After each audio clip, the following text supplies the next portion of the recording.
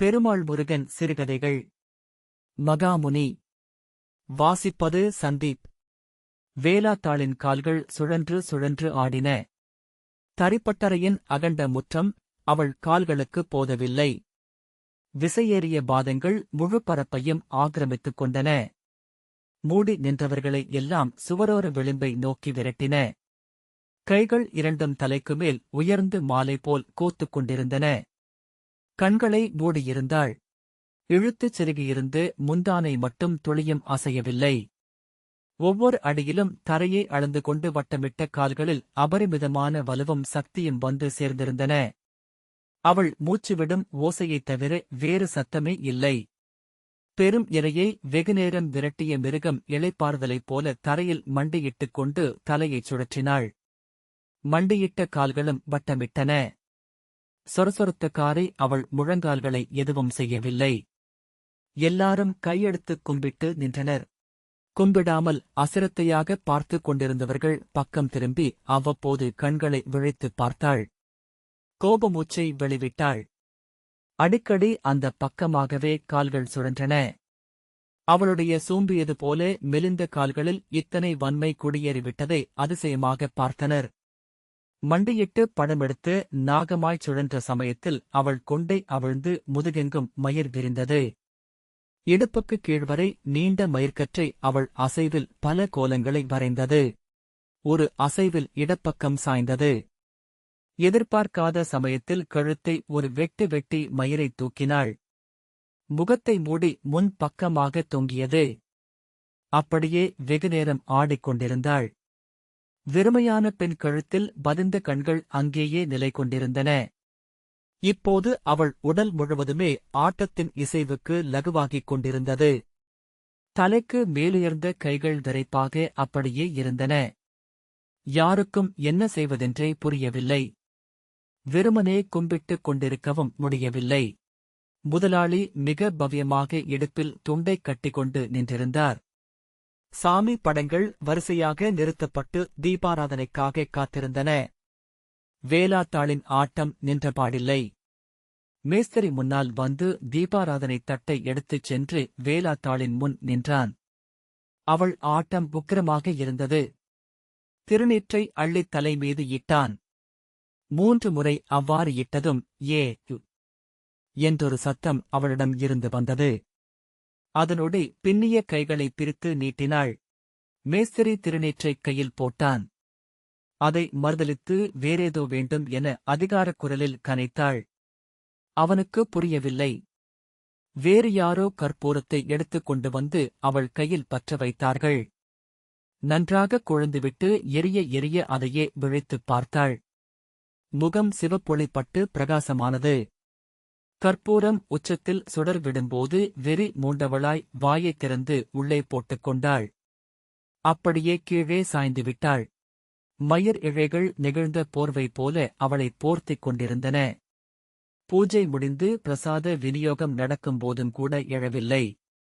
யாரும் அவளைத் தொந்தரவு செய்யவும் முயலவில்லை. கடந்த வார வெள்ளிக்கிழமைதான் இது தொடங்கியது. இந்த அளவுக்கு இல்லை. சாம்பிராணி புகையை தரிப்பட்டறை முழுவதும் காட்டுவதற்காக மேஸ்திரி எடுத்துப் போவான். அவன் ஒரு தறியைக் கூட விடாமல் 80 தறிகளுக்கும் புகை பிடிப்பான்.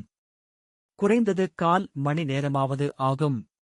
அவன் திரும்பும் வரை எல்லாரும் அப்படியே இருக்க வேண்டும். வந்தபின்தான் கற்பூரம் கொளுத்தி சாமி கும்பிடல்.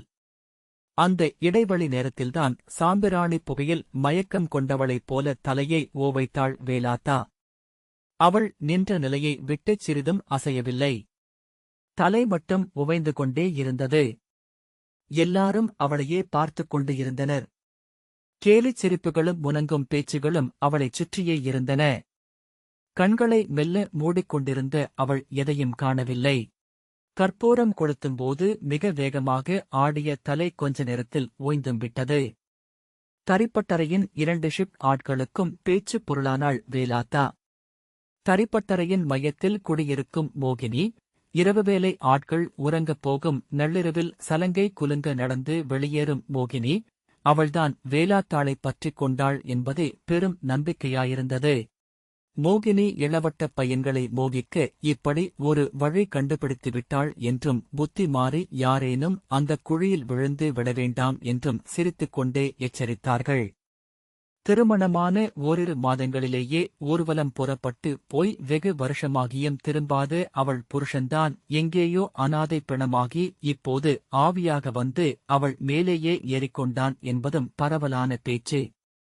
மனுஷனா இருந்தப்ப அடக்க முடியல, ஆவியா வந்தாச்சும் அடக்கட்டும் என்ற கேலிகள். வெகு சிலர்தான் அவள் மீது வந்திருப்பது ஓட்டுக்காட்டு மகாமுனியோ ஆட்டூர் காளியம்மனோ என்று சந்தேகம் கொண்டார்கள். சாமி எதுவும் வந்திருக்கக்கூடிய அளவுக்கு அவள் சுத்தபத்தமானவள் அல்ல என்றும் அதை மறுத்தார்கள். பேய்கள் மிளநீகமாக சாமி போல வந்து ஏமாற்றும் என்று நிறைய உதாரணங்களை கீழ்காட்டு பூசாரியையும் துணைக்கு அழைத்துக் கொண்டு சொன்னார்கள். வேலாத்தா எல்லா பேச்சுக்களுக்கும் காது கொடுத்தாளோ என்னவோ எந்த பதிலும் தரவில்லை.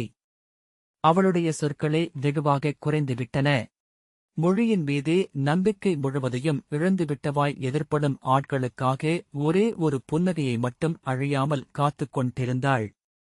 வாயை திறந்தே ஆகஸ்ட் வேண்டிய நிர்பந்த நேரங்களில் மட்டும் கம்பரசி கொட்டுவது போல ஓரிரு சொற்களை கவனமாக வெளிவிட்டாள். ஏரித்தண்ணீர் விழுந்தோடும் வழியில் தற்காலிகமாக பாலம் கட்டிக் கொண்டிருந்த போது அந்த வழியாகப் போக நேர்ந்த அவள் 2 நாளைக்கு என்று சொன்னாள். 2வது நாளே பெருவெள்ளம் வந்து பாலத்தின் சுவடு முழுவதையும் வாரிச் சென்று விட்டது.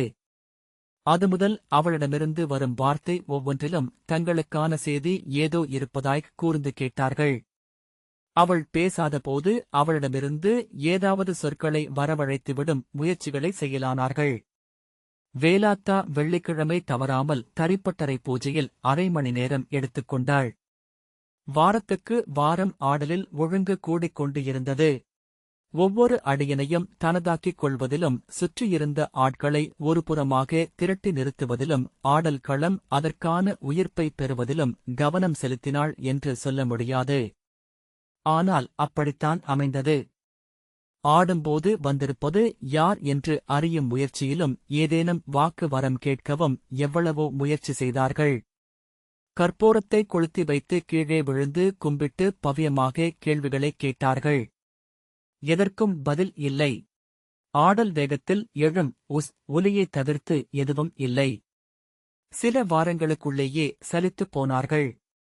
இது ஏதோ ஏமாத்து என்னும் பேச்சு விரிந்து சுத்தமாக அடங்கிப் போயிற்று. அது வெள்ளிக்கிழமை அல்ல, மாலை பொழுதும் அல்ல, வாரத்தின் இடைநாளொன்றில் பட்டப்பகல். தார்க்கச்சி சுற்றிக் கொண்டிருந்த வேலாத்தாளுக்கு திடுமென மிரள் வந்துவிட்டது. தரிச்சத்தத்துக்கு இடையே சுழல ஆரம்பித்தாள். ஓடும் தறிக்குள் விழுந்து விடுவாளோ என்ற பயத்தில் எல்லா தறிகளையும் நிறுத்தினார்கள். தீபாவளி, பொங்கல் தவிர மற்ற நாட்களில் இப்படி தறி நின்றதே கிடையாது. தரிச்சத்தம் இல்லாமல் போனதும் முதலாளி ஓடோடி வந்தார். பட்டறைக்கு மேலேயே வீடு கட்டிக் குடியிருந்த அவர் காதுகளுக்கு எப்போதும் தரிச்சத்தம் கேட்டுக்கொண்டே இருக்க வேண்டும். அவர் கீழிறங்கி வருகையில் வேலாத்தாளின் ஆட்டம் உச்சத்தில் இருந்தது. தறிகளுக்கு இடையே எதிலும் இடித்துக் கொள்ளாமல் அவளால் விசையாக ஆட முடிந்தது. முதலாளிக்கு பெருத்த சங்கடமாக இருந்தது. அவள் ஆடத் தொடங்கியதில் இருந்தே இந்தச் சங்கடம் இருந்தாலும் இப்படியோர் நெருக்கடி வந்து சேர்ந்ததில்லை. முன்பு போல அவளை அதட்ட முடியவில்லை. ஒருமையில் அழைப்பதில் ஏதோ தவறு செய்வது போன்ற உணர்வு ஏற்பட்டிருந்தது. அவள் பணத்திற்கு வந்து நிற்கையில் தட்டாமல் கொடுக்க வேண்டியானது. சொல்லாமல் சில நாட்கள் அவள் வேலைக்கு வராவிட்டாலும் கடிந்து வார்த்தைகள் சொல்லக்கூடவில்லை. மனசு தயாராக இருந்தாலும் நாக்கு தயங்கி உள்ளே சுருண்டு கொண்டது. இப்போதென்றால் பகலிலேயே வேலைக்கு தடை.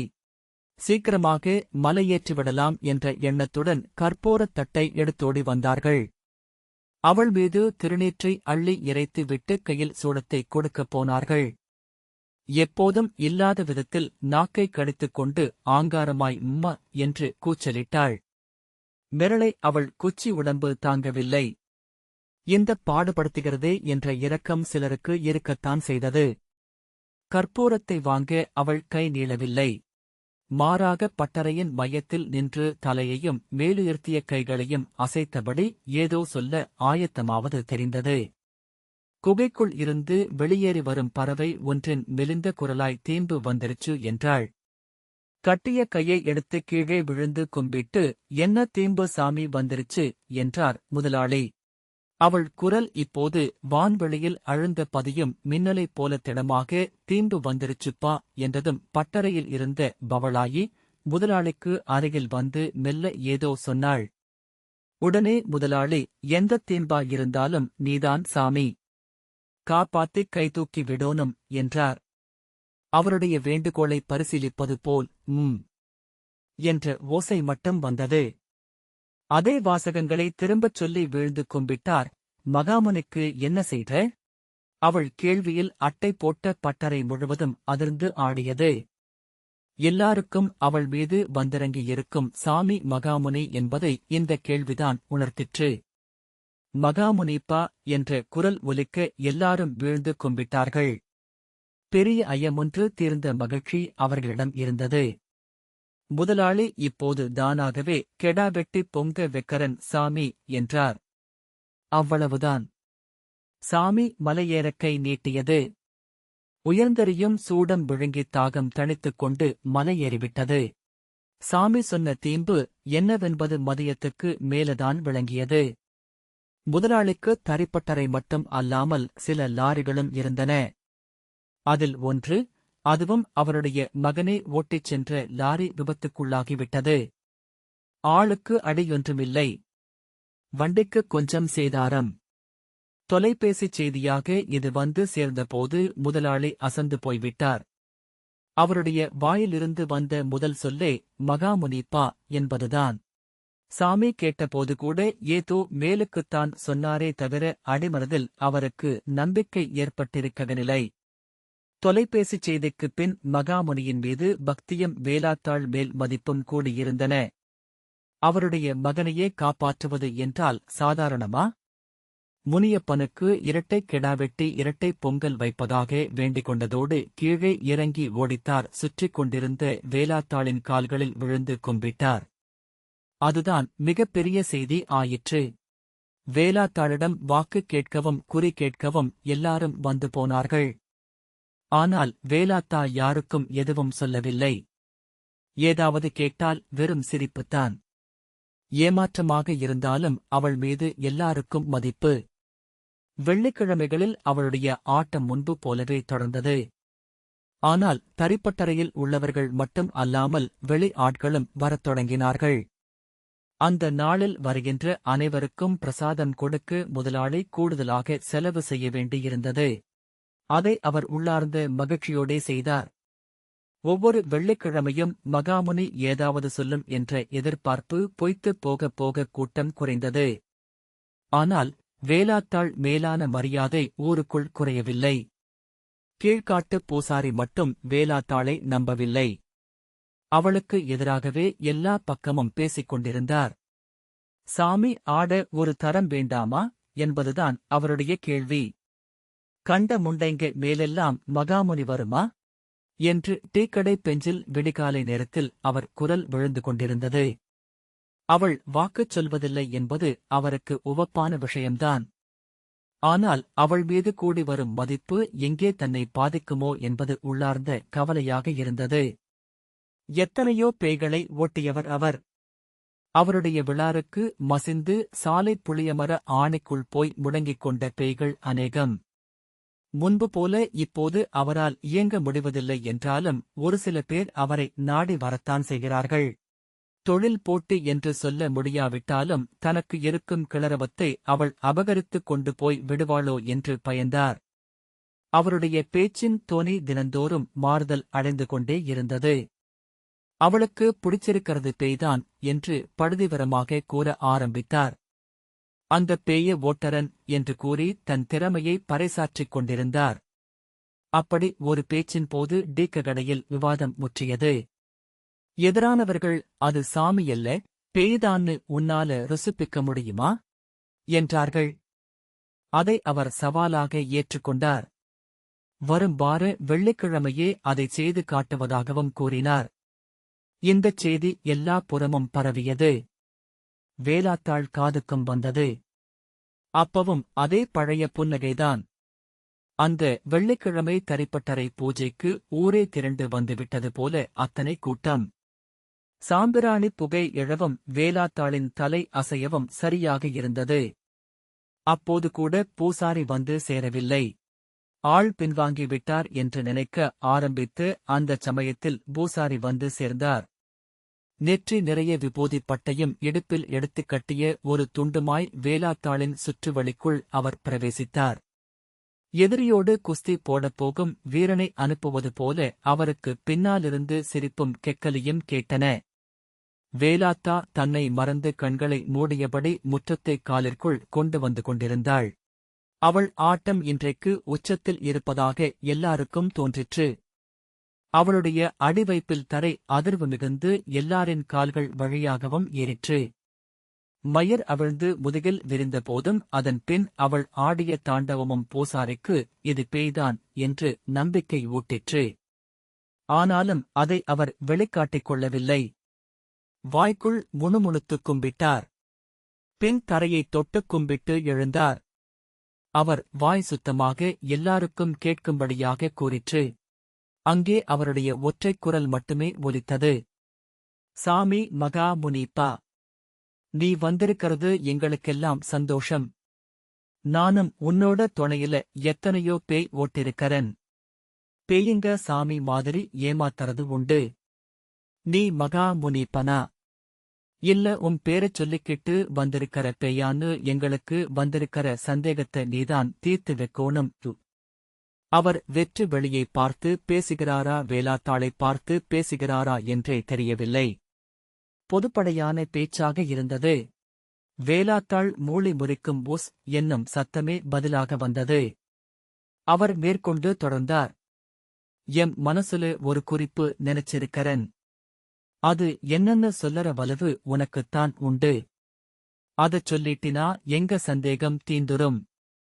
சூடமேத்தி தீபாராதனை காட்டுறதுக்குள்ள நீ சொல்லிரோனும்.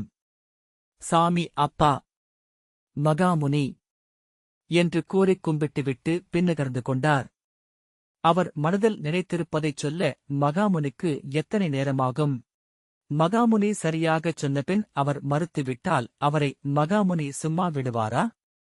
பெரும் போட்டியின் வெற்றி தோல்வியை கணிக்கும் அந்தக் குறிப்பை அறிந்து கொள்ளவும் கூட்டம் ஆவலாக இருந்தது. வேலாத்தாளுக்கு நேர்ந்திருக்கும் நெருக்கடியை குறித்து சிலருக்கு சந்தோஷமாகவும் இருந்தது. வேலாத்தாள் குதித்து குதித்து ஆடினாள். ஒரு நாளும் இல்லாத விதமாக கைகளை நெஞ்சுக்கு நேராக நீட்டிக்கொண்டாள். கையில் பிரம்பொன்றை பிடித்திருப்பதைப் போல் இருந்தது அவள் பாவனை. குதிப்பில் சேலை சிக்கித் தடுமாறி விழுந்து விடுவாளோ என்று அச்சமாக இருந்தது. கற்பூரம் ஏற்றும் நேரம் வரை அவள் ஆட்டம் தொடர்ந்தது. பேச்சு எதுவும் இல்லை. பின் திடுமென டேச்சு என்று கத்தினாள். பற்களை அவள் கடிக்கும் சப்தம் தெளிவாக கேட்டது. என்னையவா சோதிக்கற என்று இழுத்து சிறிது நிறுத்தினாள். அமைதி முகங்கள் அவள் வார்த்தைகளுக்காக காத்திருந்தன. மூச்சை இழுத்து பெருமூச்சொன்றை உதிர்த்துவிட்டுச் சொன்னாள். உந்தோட்டத்துக்கு கிழக்கால தூரமா இருக்கறா. ஒரு அறுத்தமுண்ட அவள நினைச்சிருக்கறையடா என்றாள். டாவில் பெரும் வன்மம் தொனித்தது. அத்தோடு சாமி மலையேற ஆயத்தமாகிவிட்டது. எல்லாரும் குறுஞ்சிரிப்போடும் கேலியோடும் பூசாரியைத் தேடினார்கள். பூசாரி எப்போதோ மறைந்துவிட்டிருந்தார். India today, June 13, 2001. இந்த வாசிப்பை கேட்டதற்கு நன்றி.